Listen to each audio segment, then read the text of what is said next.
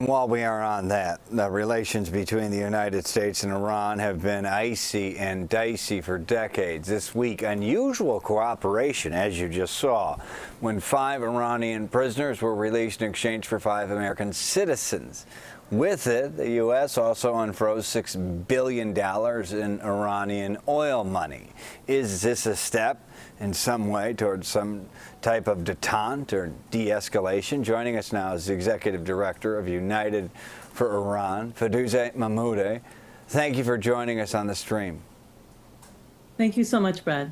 Just for the record, you are against, if you will, anti the current Iranian government, theocracy there, really a religious state.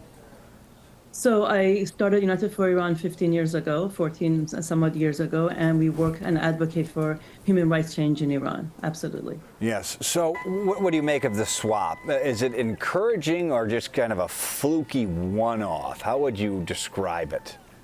First off, I want to mention that we run the Iran Prison Atlas. It's a database of all Iran political prisoners, the prisons that they languish in, and the judges that sentence them. Every single day, what we do is advocate for unconditional and immediate release of every single one of these political prisoners. And we are so happy that some of them were freed yesterday. And this is a moment where the government of Iran has been able to, again, manipulate the situation. Every single year at the UN General Assembly, the government of Iran does what it can in order to obfuscate and not talk about the situation inside the country. Many years, in fact, I have a friend I was talking with yesterday who was released one of these years, and he said it's like reading the same article. Many years they released dual nationals and hostages, and this is who these people are, they're hostages.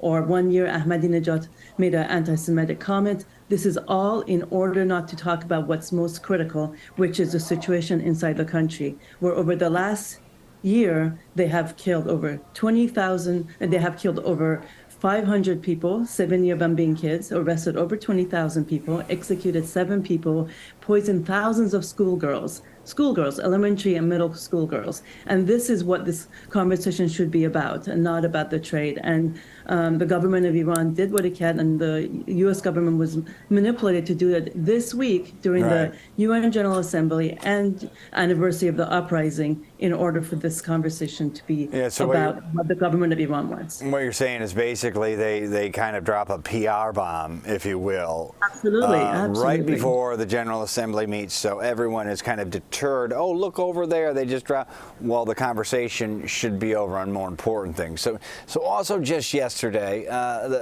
Iran's president accused the United States, Iran's supreme leader, if you will, accused the United States of fanning the flames of violence in Ukraine. An interesting move on the day of the swap, just after the swap. So is that just a deflection? They use. They're saying, hey, we'll cooperate, but not really. We are the ones in power. We will do this negotiation, but hey, we are the ones in power. We're going to call you out on the things you do, which is calling out on the U.S. Prison system, which it's another conversation altogether, as well as on what they said on Ukraine. So this is classic textbook tactics that the government of Iran uses, and all of us who work on the human rights conditions of Iran kind of roll our eyes and we're like, okay, here we go again. Yeah, so much it's just a verbal deflection of what really is happening. Interesting, fascinating insight there. Very from almost kind of the dictator's trick book, if you will, while the building's burning over here, say something that's happening over here. So it's now been 1 year since renowned journalist Mahsa Amini died while in custody of the morality police in Iran, sparking waves of protests there that are still happening. Hundreds have died as results of this protest. You mentioned so many of the dead and injured. Thousands have been imprisoned since last September. What's the importance of what's been called this first woman-led revolution in Iran? So Mahsa was a young woman from the Kurdish region of Iran, and her name was actually Gina. That's the name her family called her. But since she couldn't use her name legally, Mahsa was the name she was known by. So she came to visit Tehran, and then that's where she was killed. And the journalist that documented this. Nilufar Hamedi and Elahe Mohammadi are still in prison. And the importance of this, as you said, woman-led, first national woman-led protest is incredible. It's unprecedented for the country of Iran. It shook the government to its core. It's both its identity and as well as the potential for its existence and its credibility nationally and domestically. And it was unprecedented because it was able to galvanize citizens in the country in an unprecedented way. Issues that were ethnic minority issues became center issues. Issues that were women's issues are now everyone's issues. We built an app that allows citizens to report and detour the location of the morality police. Now we are seeing that men are also reporting because everyone realizes for us to win, we all need to see this holistic divide and conquer tactic that the government of Iran uses and to galvanize. So we saw that, and we also saw incredible bravery by the citizens of Iran, the youth. Generation Z is who's in the streets, and the women of Iran, where they've gone past the point of no return. They're like, we are in the streets, we will stay out in whatever way, and the movement has obviously evolved in different ways over the year until we win. And there are more of us, we have more bodies than there are bullets. These are the kind of chants we've heard in the last year.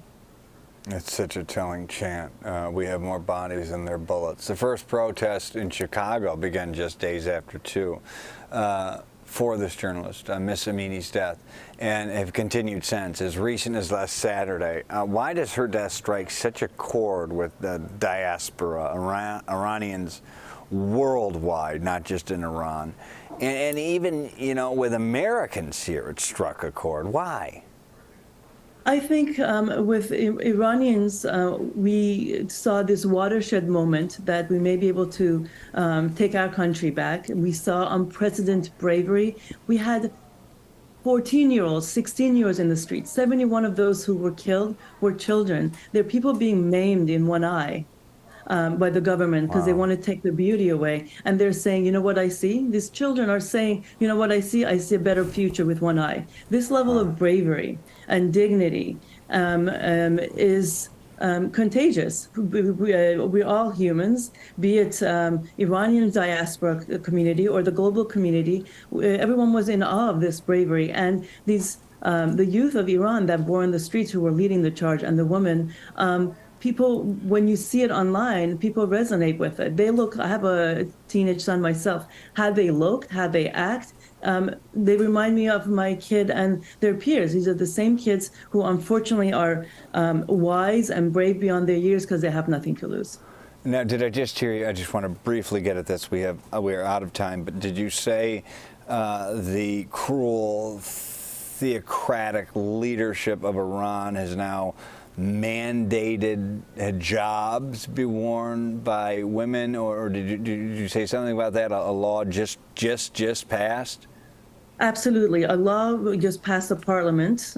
It has to go through the Guardian Council as well. And they were waiting. They were holding to see how the anniversary would go. And this is another reason why we should not distract the global community from what's happening inside Iran. So they waited to see how things would go, and they immediately, the parliament, majority of the parliament passed a law called the hijab and chastity bill, where all the actions that the citizens of Iran, the women of Iran taken in the last year, now they can legally arrest them for. So if they're in the streets without hijab, they talk about it online. If store owners allow citizens without hijab to come into their store, so the stores can be closed, people can be banned from travel, and up to a 10-year sentence can be given. Wow! So they've this is essentially put the code, their actions of the last year into code of law for at least 3 years. remarkable. So this is targeting women, clearly forcing them to wear hijabs, and then targeting anyone who really deals with any women, store owner or otherwise, who's not wearing a hijab. So I mean, this is just part of the. They are weak and they know it. They have no crackdown. base and no credibility, and the people of Iran, like again, like the genie's out of the bottle, and the Iranian people have had it. They're like, that's it. We're going to do what we can till get our country free, and they're using every tactic and strategy they can in order to keep control. And this is an example of it. Executive Director of United for Iran, Firuzeh Mahmoudi. Thank you so much for your work, your insight, which has been invaluable for us lay people on the other side of the world, and good luck in your continued efforts. Thank you so much, Brad, for your time.